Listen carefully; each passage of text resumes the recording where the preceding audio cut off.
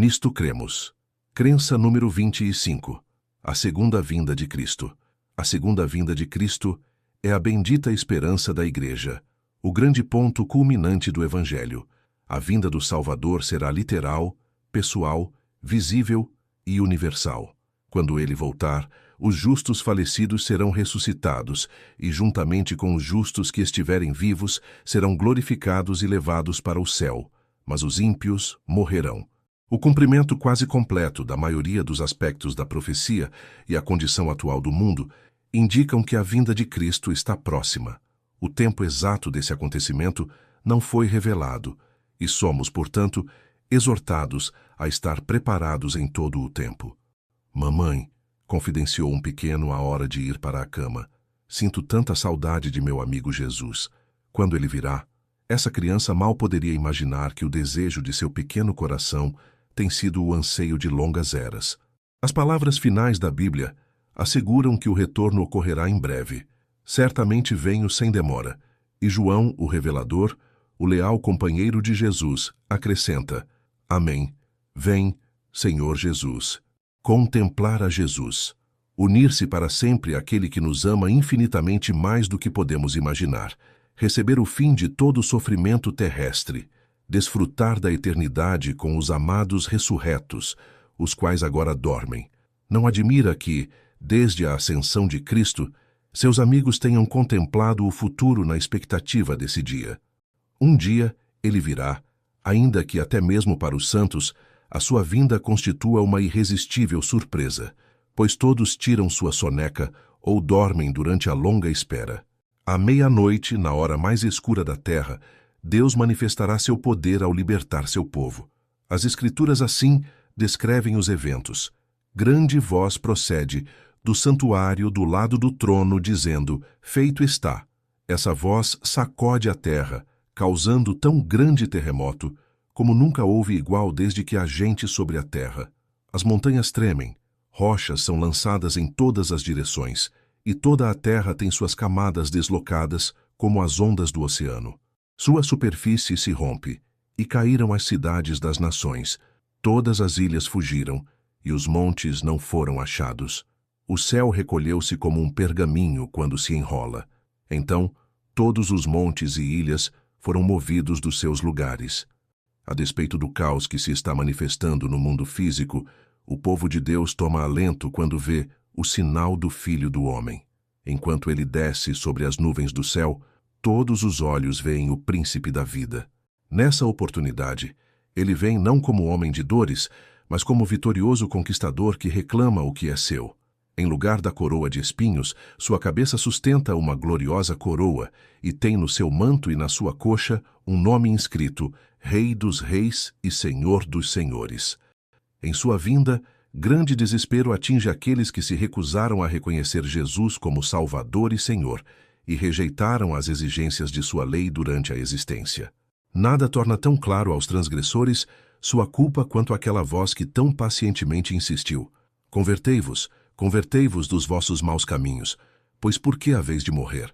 Os reis da terra, os grandes, os comandantes, os ricos, os poderosos e todo escravo e todo livre se esconderam nas cavernas e nos penhascos dos montes e disseram aos montes e aos rochedos: Caí sobre nós e escondei-nos da face daquele que se assenta no trono e da ira do Cordeiro, porque chegou o grande dia da ira deles.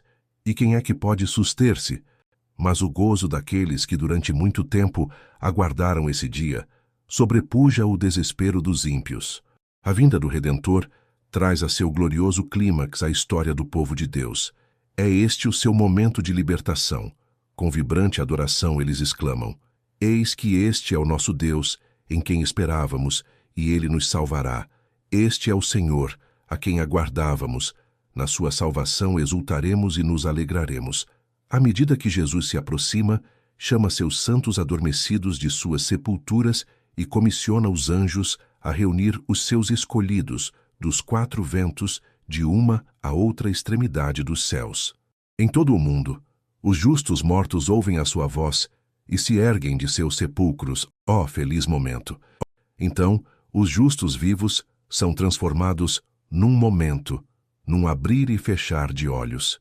Glorificados, e sendo agora portadores da imortalidade, junto com os justos ressuscitados, são os santos erguidos aos ares, para o encontro com seu Senhor, com o qual permanecerão para sempre, a certeza do retorno de Cristo.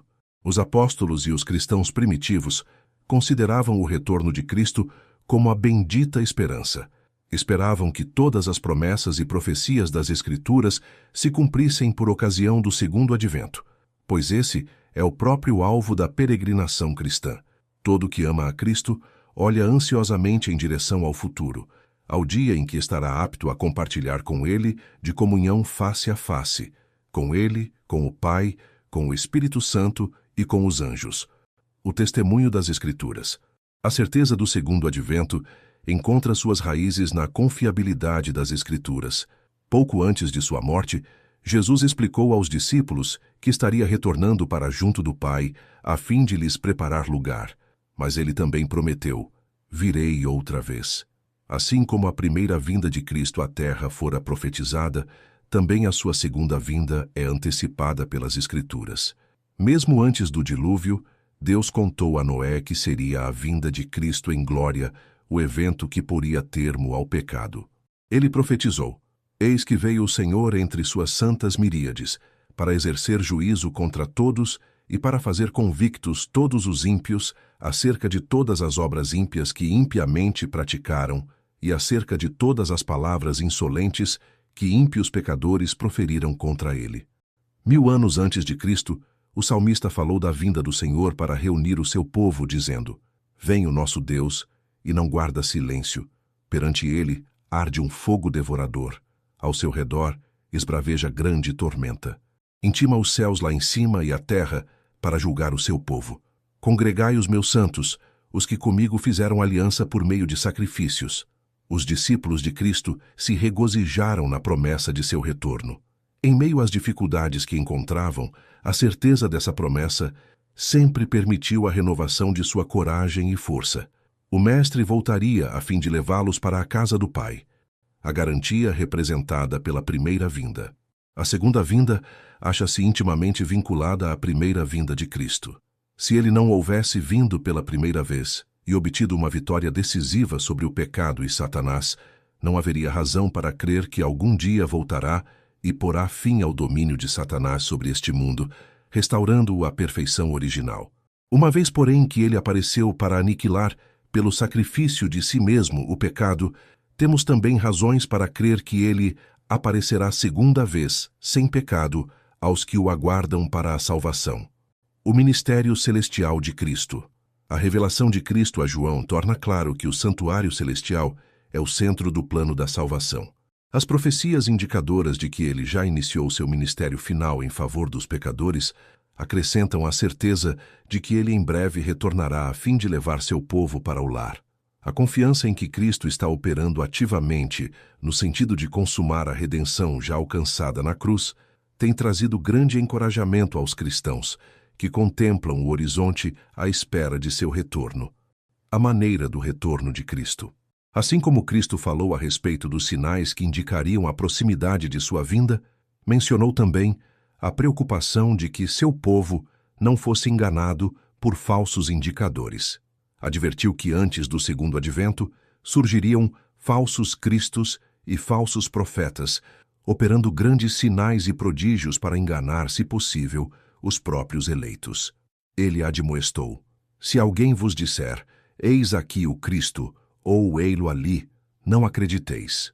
Estando previamente advertidos, estamos previamente armados, tendo em vista habilitar os crentes para distinguirem entre o genuíno evento e as falsas demonstrações. Várias passagens bíblicas revelam detalhes quanto à maneira do retorno de Cristo.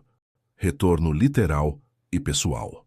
Quando Jesus ascendeu em uma nuvem, 2 anjos se dirigiram aos discípulos, que ainda contemplavam pasmados o Salvador que acabara de desaparecer lá no alto, dizendo-lhes: varões galileus, por que estáis olhando para as alturas? Esse Jesus que dentre vós foi assunto ao céu virá do modo como o vistes subir. Em outras palavras, disseram que o mesmo Senhor que naquele momento os havia deixado, um ser pessoal de carne e osso, e não uma entidade meramente espiritual, haveria de retornar à terra. Seu segundo advento será tão literal e pessoal quanto o foi sua partida. Retorno visível. A vinda de Cristo não será uma experiência interior, invisível, mas um real encontro com uma pessoa visível. Não deixando qualquer terreno a dúvidas quanto à visibilidade de seu retorno, Jesus advertiu seus discípulos contra o risco de imaginarem um retorno secreto, ao comparar sua volta com a luminosidade e visibilidade do relâmpago. A Escritura declara positivamente que tanto os justos quanto os ímpios testemunharão simultaneamente sua vinda. João escreveu: Eis que vem com as nuvens, e todo olho o verá, até quantos o traspassaram. E Cristo mencionou a reação dos ímpios. Todos os povos da terra se lamentarão, e verão o Filho do Homem vindo sobre as nuvens do céu com poder e muita glória. Retorno audível.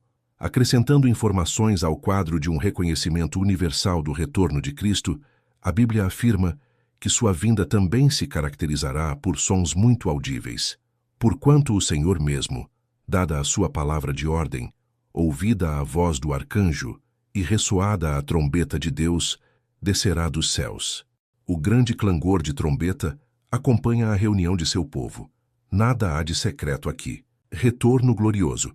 Ao Cristo retornar, vem ele como um conquistador, com poder e na glória de seu Pai, com os seus anjos. O apóstolo João retrata a glória do retorno de Cristo de modo mais dramático. Ele traça o quadro de Cristo cavalgando um cavalo branco e conduzindo inumeráveis exércitos celestiais. O esplendor sobrenatural do Cristo glorificado é evidente. Retorno súbito e inesperado. Os crentes em Cristo, tendo almejado e aguardado por tanto tempo o retorno de seu Senhor, saberão quando ele se aproximar. Mas em relação aos habitantes da terra em geral, o apóstolo Paulo escreveu: O dia do Senhor vem como ladrão de noite. Quando andarem dizendo paz e segurança, eis que lhes sobrevirá repentina destruição, como vêm as dores do parto a que está para dar à luz, e de nenhum modo escaparão. Alguns têm entendido que a comparação feita por Paulo da vinda de Cristo com a chegada de um ladrão deva significar que ele retornará de alguma forma secreta e invisível. Entretanto, tal modo de ver as coisas contradiz o quadro bíblico de Cristo retornando em glória e esplendor à vista de todos. O ponto destacado por Paulo não é uma hipotética vinda secreta de Cristo, e sim o fato de que, para os que possuem mente mundana, será a sua volta tão inesperada quanto o aparecimento de um ladrão. Cristo salientou o mesmo ponto ao comparar sua vinda com a inesperada destruição do mundo antediluviano pelas águas. Porquanto, assim como nos dias anteriores ao dilúvio comiam e bebiam, casavam e davam-se em casamento, até ao dia em que Noé entrou na arca e não o perceberam, senão quando veio o dilúvio e os levou a todos, assim será também a vinda do Filho do Homem. Embora Noé tenha pregado durante tantos anos a respeito do dilúvio vindouro, a maioria das pessoas foi apanhada de surpresa pelo evento. Havia duas classes de pessoas sobre a terra. Uma cria nas palavras de Noé, e assim entrou na arca e escapou da destruição. A outra, a imensa maioria, decidiu ficar do lado de fora da arca, e assim veio o dilúvio e os levou a todos. Evento cataclísmico. De modo semelhante ao dilúvio, o sonho de Nabucodonosor, a estátua de metal, retrata a maneira cataclísmica pela qual Cristo estabelecerá seu reino de glória. Nabucodonosor viu uma grande imagem, cuja cabeça era de fino ouro, o peito e os braços, de prata, o ventre e os quadris de bronze, as pernas de ferro, os pés, em parte de ferro, em parte de barro. Depois, uma pedra foi cortada sem auxílio de mãos, feriu a estátua nos pés de ferro e de barro e os esmiuçou. Então, foi juntamente esmiuçado o ferro, o barro, o bronze, a prata e o ouro, os quais se fizeram como a palha das eiras do estio, e o vento os levou, e deles não se viram mais vestígios. Mas a pedra que feriu a estátua se tornou em grande montanha que encheu toda a terra. Por meio desse sonho, Deus concedeu a Nabucodonosor uma sinopse da história mundial. Entre os dias do rei e o estabelecimento do sempiterno reino de Cristo, a pedra, 4 impérios principais, seguidos de um conglomerado de nações fortes e fracas, ocupariam sucessivamente o palco dos eventos mundiais. Mesmo nos dias de Cristo, os intérpretes já haviam identificado os 4 grandes impérios como sendo Babilônia, 605 a 539 a.C., Medo-Pérsia, 539 a 331 a.C., Grécia, 331 a 168 a.C., e Roma, 168 a.C. a 476 depois de Cristo. Conforme profetizado, nenhum outro império sucederia a Roma. Durante o 4º e 5º séculos de nossa era, o Império Romano se fragmentaria em vários reinos menores, os quais, mais tarde, se tornariam as nações da Europa. Através dos séculos, poderosos governantes, Carlos Magno, Carlos V, Napoleão, Kaiser Guilherme e Hitler, tentaram estabelecer outro império mundial. Todos eles fracassaram, pois a profecia advertira: não se ligarão um ao outro, assim como o ferro não se mistura com o barro. Finalmente, o sonho passou a focalizar o clímax dramático, o estabelecimento do eterno reino de Deus. A pedra cortada sem auxílio de mãos representa o reino da glória de Cristo, o qual será estabelecido sem qualquer esforço humano por ocasião do segundo advento. O reino de Cristo não deverá coexistir com qualquer império humano. Quando ele esteve na terra, ocasião em que o Império Romano dominava o mundo, o reino da pedra que esmaga todas as nações ainda não havia aparecido. Somente depois da fase do ferro e do barro, presentes nos pés da estátua, o período das nações europeias divididas, é que a pedra entraria em cena. O reino de Cristo será estabelecido em seu segundo advento, quando ele separar os justos dos ímpios. Quando aparecer, esse reino atingirá a imagem nos pés de ferro e de barro, e esmiuçará e consumirá todos estes reinos, deles não mais deixando nem vestígios.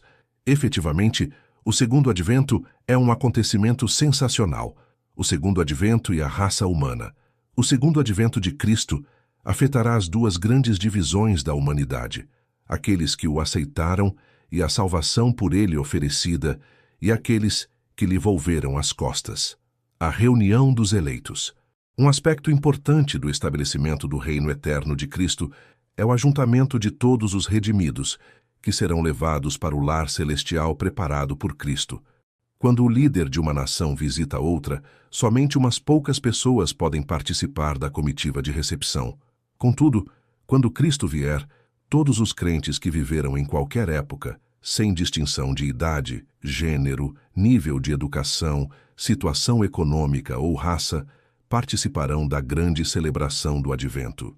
2 eventos tornarão possível essa reunião universal: a ressurreição dos justos mortos e a transformação dos justos vivos, a ressurreição dos que morreram em Cristo. Ao soar a trombeta que anuncia o retorno de Cristo, os justos falecidos ressuscitarão incorruptíveis e imortais. Naquele momento, os mortos em Cristo ressuscitarão primeiro. Em outras palavras, eles ressuscitarão antes que os justos vivos sejam elevados aos ares para o encontro com o Senhor.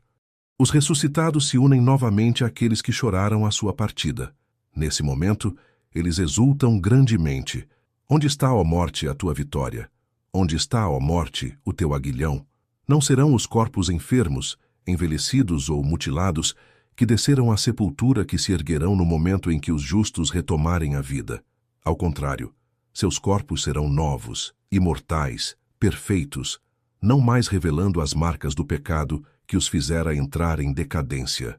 Os santos ressurretos experimentarão o término da obra de restauração efetuada por Cristo, passando a refletir a perfeita imagem de Deus na mente, na alma e no corpo.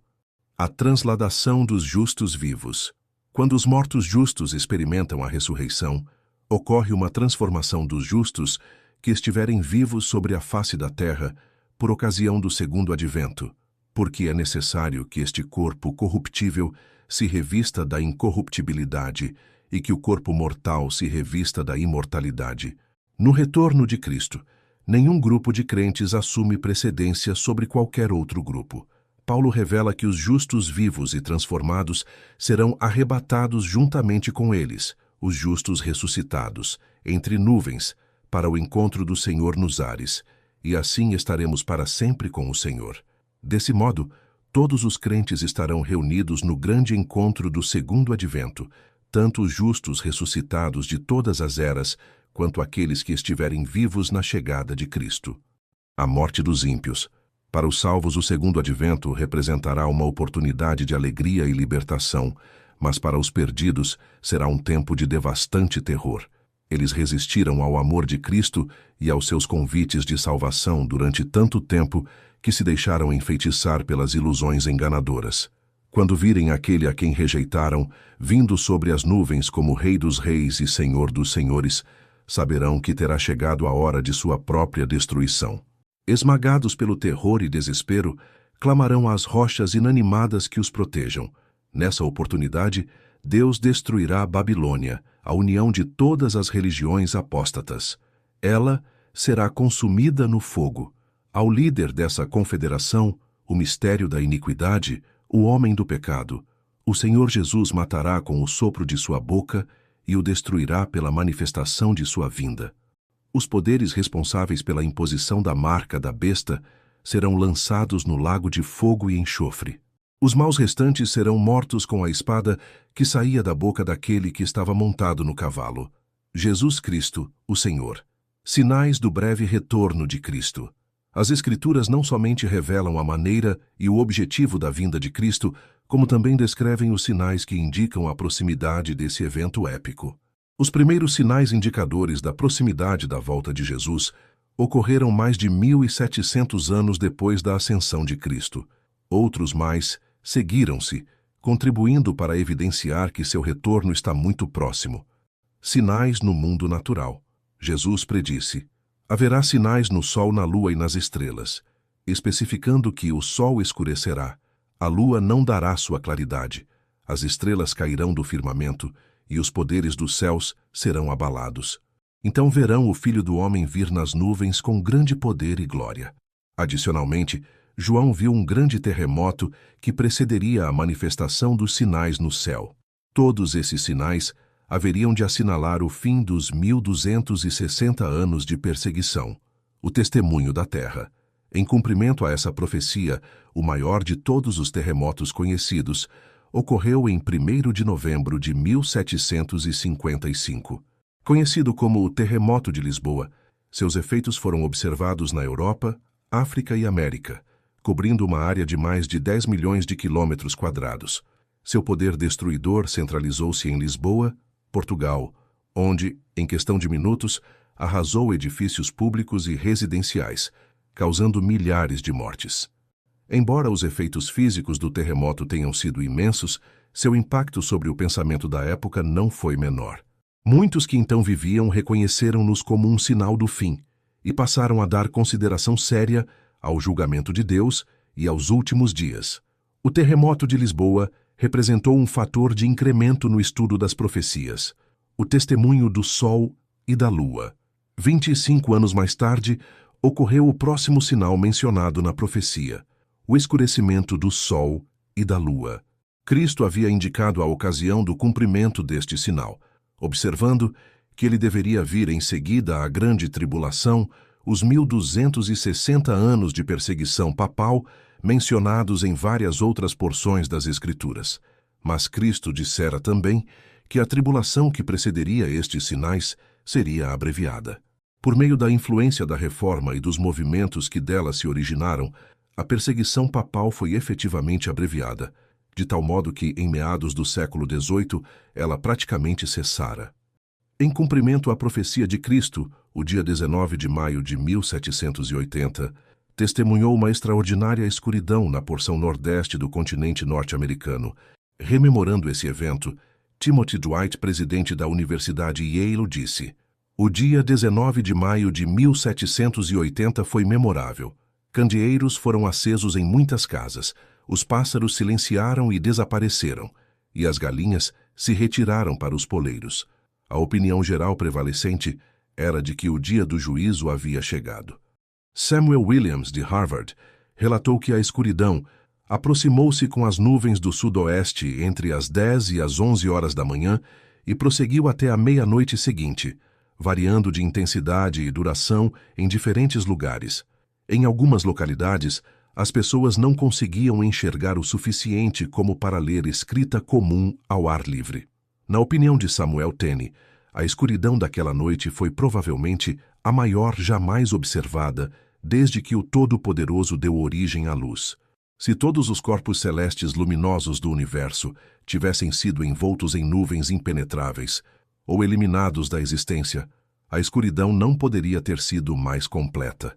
Às 9 horas da noite, ergueu-se a lua, mas a escuridão persistiu até a meia-noite. Quando a lua se tornou visível, sua aparência era como de sangue. João, o revelador, profetizara os extraordinários eventos desse dia. Depois do terremoto, escreveu ele, o sol se tornaria negro como saco de crina, a lua como sangue. O testemunho das estrelas.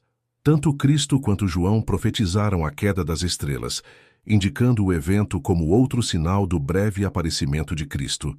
A grande chuva de meteoros, ocorrida em 13 de novembro de 1833, o mais extraordinário espetáculo de estrelas cadentes de que há registro, cumpriu essa profecia. Estimou-se que um observador isolado poderia haver contado, em média, cerca de 60 mil meteoros por hora. O fenômeno foi observado desde o Canadá até o México e do meio do Atlântico até o Pacífico. Muitos cristãos reconheceram nele o cumprimento da profecia bíblica. Uma testemunha ocular disse que dificilmente se poderia perceber no céu um espaço que não estivesse instantaneamente ocupado por essas estrelas cadentes. Tampouco se poderia perceber entre elas qualquer diferença particular no tocante à aparência, embora, por vezes, elas se projetassem em grupos, trazendo à memória a figueira que lança de si os seus frutos quando sacudida por forte vento. Cristo concedeu esses sinais com o propósito de alertar os cristãos quanto à proximidade de sua vinda, de modo que pudessem se regozijar e empreender cabal preparo para a mesma. Ele disse, ao começarem estas coisas a suceder, exultai e erguei a vossa cabeça, porque a vossa redenção se aproxima. E acrescentou, vede a figueira e todas as árvores. Quando começam a brotar, vendo-o, sabeis por vós mesmos que o verão está próximo. Assim também, quando virdes acontecerem estas coisas, sabei que está próximo o reino de Deus. O testemunho singular da terra, do sol, da lua e das estrelas, que ocorreu na exata sequência e tempo preditos por Cristo, dirigiu a atenção de muitos para as profecias referentes ao segundo advento. Sinais no mundo religioso. A Escritura prediz que certo número de sinais significativos no mundo religioso marcariam o tempo que precederia imediatamente o retorno de Cristo. Um grande despertamento religioso. O livro de Apocalipse revela o surgimento de um grande movimento religioso de extensão mundial, ocorrendo antes do segundo advento. Na visão dada a João, um anjo que anuncia a volta de Cristo simboliza esse movimento. Vi outro anjo voando pelo meio do céu, tendo um evangelho eterno para pregar aos que se assentam sobre a terra, e a cada nação, e tribo, e língua, e povo, dizendo em grande voz, temei a Deus e dai-lhe glória, pois é chegada a hora do seu juízo, e adorai aquele que fez o céu, e a terra, e o mar, e as fontes das águas. A própria mensagem indica quando ela deveria ser pregada. O Evangelho eterno tem sido pregado ao longo dos séculos, mas esta mensagem, enfatizando o aspecto do juízo dentro do Evangelho, somente poderia ser pregada no tempo do fim, pois seria então verdade que é chegada a hora do seu juízo. O livro de Daniel nos informa que no tempo do fim as suas profecias seriam abertas, retirando-se o selo de sobre as mesmas. Nessa oportunidade, as pessoas compreenderiam os seus mistérios. A remoção do selo ocorreu quando o período de 1260 anos de supremacia papal chegou ao fim, mediante o aprisionamento do Papa em 1798. A combinação entre aprisionamento do Papa e os sinais ocorridos no mundo natural conduziu muitos cristãos ao estudo das profecias relacionadas com os eventos da segunda vinda de Cristo, e isso resultou em uma nova profundidade na compreensão dessas profecias. Essa focalização do segundo advento também desencadeou um reavivamento mundial da esperança do advento, Assim como os reformadores se ergueram independentemente nos vários países, assim ocorreu com o movimento adventista. A natureza mundial desse movimento é um dos mais claros sinais de que a volta de Cristo se aproxima. Assim como João Batista preparou o caminho para o primeiro advento de Cristo, assim o movimento adventista está preparando o caminho para seu segundo advento, proclamando a mensagem de Apocalipse 14, versos 6 a 12, o último apelo de Deus para que todos se preparem para o glorioso retorno do Salvador. Pregando o Evangelho, Deus estabeleceu um dia em que há de julgar o mundo com justiça. Advertindo-nos quanto a esse dia, Cristo não disse que ele chegaria quando o mundo inteiro se houvesse convertido, mas que será pregado este Evangelho do Reino por todo o mundo, para testemunho a todas as nações. Então virá o fim. Portanto, Pedro estimula os crentes a esperar e apressar a vinda do dia de Deus. As estatísticas referentes à tradução e distribuição da Bíblia no corrente século dão conta do crescimento do testemunho do Evangelho. Em 1900, a Bíblia achava-se disponível em 537 idiomas. Em 1980, ela havia sido traduzida, no todo ou em parte, para 1.811 idiomas, representando aproximadamente 96% da população do mundo. Semelhantemente, a distribuição anual das Escrituras passou de 5,4 milhões de exemplares em 1900 para cerca de 48,4 milhões de Bíblias e mais de 500 milhão de porções da Bíblia em 2000. Adicionalmente, possui agora o cristianismo uma variedade sem precedente de recursos para utilizar em sua missão: agências de serviços, instituições médicas e educacionais, obreiros nacionais e estrangeiros, emissoras de rádio e televisão e vultosos meios financeiros. Nos dias de hoje, poderosas emissoras de rádio de ondas curtas podem levar o Evangelho a praticamente todos os países ao redor do mundo. Utilizados sob a orientação do Espírito Santo, esses recursos jamais igualados poderão tornar realidade o alvo de evangelizar todo o mundo em nossos dias. Os adventistas do sétimo dia, contando com membros que representam cerca de 947 idiomas e dialetos, estão proclamando o Evangelho em 216 países. Quase 94% desses membros vivem fora da América do Norte. Por crermos que as obras médica e educacional desempenham papel essencial na pregação do Evangelho, estamos operando cerca de 627 hospitais, casas de saúde, clínicas e dispensários, lares para crianças e lares para idosos, 7 aviões e lanchas médicas, 21 fábricas de produtos alimentícios saudáveis, 114 escolas superiores e universidades, 2.050 escolas secundárias, 5.371 escolas fundamentais e 15 centros de mídia. Nossas 63 editoras produzem literatura em 366 idiomas e nossas emissoras de rádio de ondas curtas atingem cerca de 75% da população mundial. O Espírito Santo tem abençoado grandemente o nosso impulso missionário. Declínio religioso. A proclamação ampla do Evangelho não significa necessariamente um crescimento maciço do genuíno cristianismo. Ao contrário, as Escrituras predizem um declínio da verdadeira espiritualidade no tempo do fim. Paulo disse que, nos últimos dias, sobrevirão tempos difíceis, pois os homens serão egoístas, avarentos, jactanciosos, arrogantes, blasfemadores, desobedientes aos pais, ingratos, irreverentes, desafeiçoados, implacáveis, caluniadores, sem domínio de si, cruéis, inimigos do bem, traidores, atrevidos, enfatuados, mais amigos dos prazeres que amigos de Deus, tendo forma de piedade, negando-lhe, entretanto, o poder.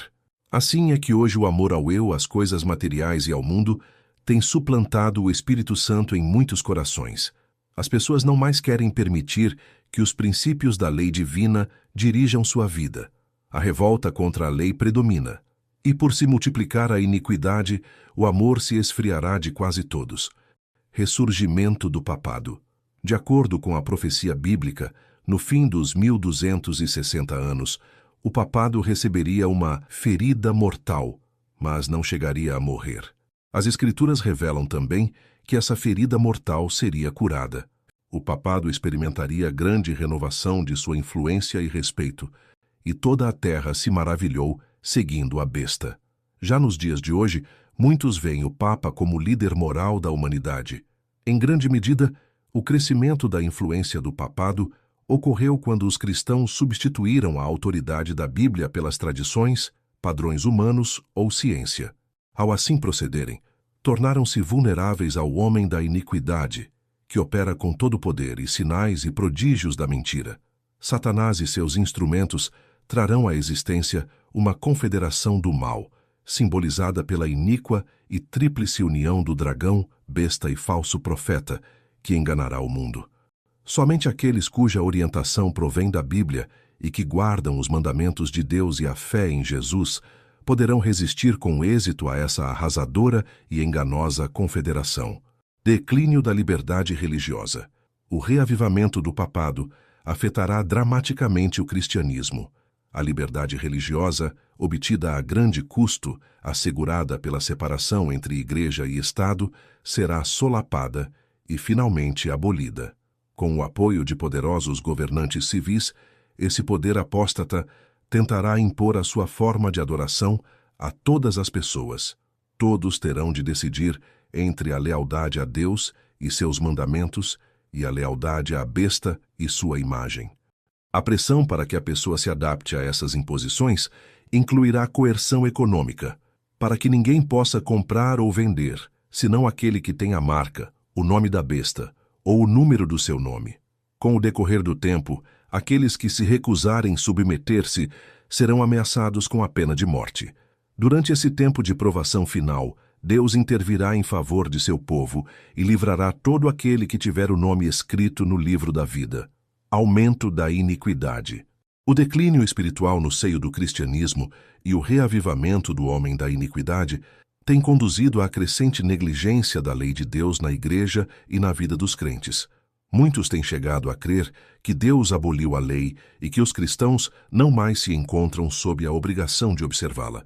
Esse desrespeito à lei de Deus tem levado a grande aumento dos crimes e do comportamento imoral. Rápido aumento dos crimes. O desrespeito à lei de Deus, que é corrente em vastos arraiais cristãos, tem contribuído para o desprezo que a moderna sociedade vota à lei e à ordem. Em todo o mundo, o crime acha-se explosivamente fora de controle. Um relatório preenchido pelos correspondentes de várias capitais mundiais declara: tal como nos Estados Unidos, o crime acha-se em ascensão em praticamente todos os países do mundo. De Londres a Moscou e Joanesburgo, o crime está se tornando rapidamente a maior ameaça, levando à alteração do modo de vida das pessoas. Revolução sexual. A desconsideração para com a lei de Deus também lançou por terra os parâmetros da modéstia e da pureza, resultando em uma explosão de imoralidade. Hoje, o sexo é idolatrado e comercializado por meio de filmes, televisão, vídeo, músicas, revistas e propagandas. A revolução sexual resultou em um espantoso aumento da taxa de divórcios.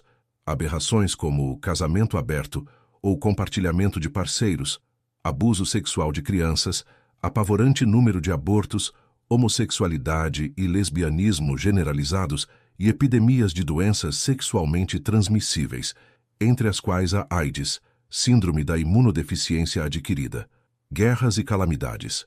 Jesus apresentou ainda o seguinte quadro, que ocorreria antes de sua volta: levantar-se-á nação contra nação, e reino contra reino.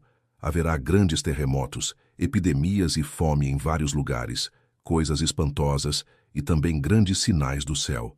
À medida que o fim se aproxima e se intensifica o conflito entre as forças divinas e as satânicas, essas calamidades também se tornarão mais severas e frequentes, o que hoje pode ser visto como nunca antes.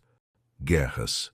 Embora as guerras sempre tenham desgraçado a humanidade, nunca dantes na história foram elas tão globais e destrutivas. As duas guerras mundiais causaram maior número de baixas e sofrimentos do que todas as guerras anteriores combinadas. Muitos veem hoje a perspectiva de um novo conflito de extensão mundial. A Segunda Guerra Mundial não erradicou as guerras. Desde então, até 1982, Ocorreram cerca de 140 conflitos desenvolvidos com armas convencionais, nos quais cerca de 10 milhões de pessoas morreram. Desastres naturais. Parece que os desastres sofreram acentuado aumento nos anos recentes. Cataclismas recentes da Terra e da atmosfera, sobrepondo-se um ao outro, têm levado alguns a se perguntar se a natureza perdeu o controle e se o mundo está experimentando alterações climáticas e estruturais profundas, as quais se intensificarão no futuro. Fomes. Fomes ocorreram muitas vezes no passado, mas nunca haviam se manifestado na escala presenciada durante o presente século. Nunca dantes tivera o mundo milhões de pessoas sofrendo tanto de inanição quanto de subnutrição. As perspectivas futuras não parecem mais otimistas. A extensão sem precedentes da inanição assinala claramente que o retorno de Cristo é iminente. Preparados todo o tempo. A Bíblia assegura repetidamente que Jesus retornará. Mas será que ele virá daqui a 1 ano? 5 anos? 10? 20 anos? Ninguém sabe ao certo. O próprio Jesus declarou: a respeito daquele dia e hora, ninguém sabe senão o Pai. Próximo ao final de seu ministério terrestre, Cristo contou a parábola das 10 virgens, a fim de ilustrar a experiência da Igreja nestes últimos dias. As duas classes de virgens representam duas espécies de crentes que professam estar aguardando o seu Senhor. São chamados de virgens porque professam fé pura. Suas lâmpadas representam a palavra de Deus e o óleo representa o Espírito Santo. Superficialmente, ambos os grupos parecem iguais. Ambos saem para encontrar o noivo. Ambos possuem óleo em suas lâmpadas e sua conduta não aparenta diferenças. Todos eles ouviram a mensagem do breve retorno de Cristo e aguardam a sua ocorrência. Mas quando acontece uma aparente demora, então a fé dos dois grupos é provada. Repentinamente, à meia-noite, a hora mais escura da história terrestre, eles ouvem um clamor: eis o noivo, saí ao seu encontro. Então, torna-se evidente a diferença entre os dois grupos. Algumas pessoas não estão preparadas para encontrar o noivo. Essas virgens nécias não são hipócritas. Elas respeitam a verdade, a palavra de Deus. Entretanto, não possuem o óleo, não foram seladas pelo Espírito Santo. Esses cristãos se satisfizeram com um trabalho superficial e não caíram sobre a rocha, Cristo Jesus. Eles possuem uma forma de piedade, mas estão destituídos do poder de Deus. Ao chegar o noivo, somente aqueles que estão prontos entram com ele no salão da festa para celebrar o casamento, e então a porta se fecha. Depois de algum tempo, as virgens nécias que foram comprar mais óleo retornam e clamam: Senhor, Senhor, abre-nos a porta. Mas o noivo responde: em verdade vos digo que não vos conheço. Quão triste é pensar que, ao retornar à terra, Jesus pronunciará essas mesmas palavras a alguns que ele ama. Ele advertiu: muitos naquele dia hão de dizer-me: Senhor, Senhor, porventura não temos nós profetizado em teu nome, e em teu nome não expelimos demônios, e em teu nome não fizemos muitos milagres? Então lhes direi explicitamente: nunca vos conheci. Apartai-vos de mim, os que praticais a iniquidade. Antes do dilúvio, Deus enviou Noé para alertar o mundo antediluviano da vindoura destruição. De modo similar, Deus está enviando a tríplice mensagem de advertência a fim de preparar o mundo para o retorno de Cristo. Todos os que aceitam a mensagem de misericórdia de Deus se regozijarão diante da perspectiva da segunda vinda. Pertence-lhes a certeza: bem-aventurados aqueles que são chamados à ceia das bodas do Cordeiro. De fato, Cristo aparecerá segunda vez, sem pecado, aos que o aguardam para a salvação. O retorno do Redentor representa o glorioso clímax da história do povo de Deus.